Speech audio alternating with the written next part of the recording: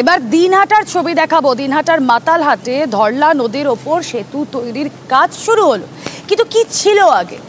আমরা খবর দেখাই যখন, তখন কি ছিল অবস্থা সেটা আপনাদের সামনে রাখছি। ধরলা নদীর ওপর এবার সেতু তৈরির কাজ শুরু, তাও আমাদের খবর দেখানোর পর।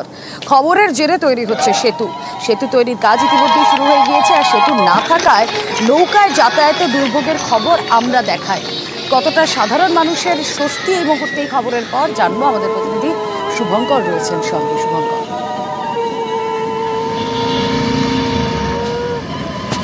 হেরুবেলা দেখো, দিনহাটা এক ব্লকের মাতালহাটে বুড়াধরলা নদীর ওপর কোনো স্থায়ী সেতু ছিল না, ফলে বাসিন্দাদের দুর্ভোগ কিন্তু চরমে ছিল। বাসিন্দাদের ভরা বর্ষায় নৌকায় যাতায়াত করতে হতো এবং শুখা মরশুমে বাঁশের মাচা অর্থাৎ বাঁশের সাঁকো তৈরি হতো, সেটা দিয়েই যাতায়াত করতে হতো। দীর্ঘদিন ধরে অর্থাৎ দশকের পর দশক ধরে বাসিন্দারা সেই নদীতে সেতুর দাবি জানিয়ে আসছিলেন। নিউজ 18 বাংলা কয়েক মাস আগে এই খবর করেছিল এবং তারপরই সেই সেতুর কাজের শিলান্যাস হলো।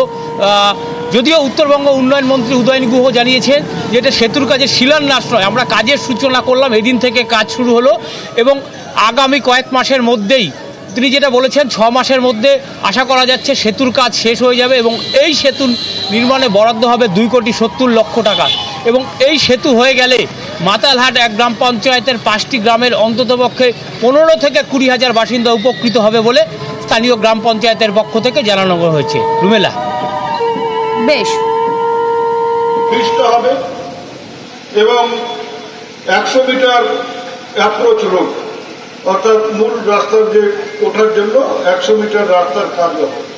ভালো করেছে, কাজও শুরু হয়ে গেল, মানে আর কোনো শিলান্যাসের ব্যাপার নেই, অর্থাৎ ব্রিজের কাজটা শুরু হয়ে গেল।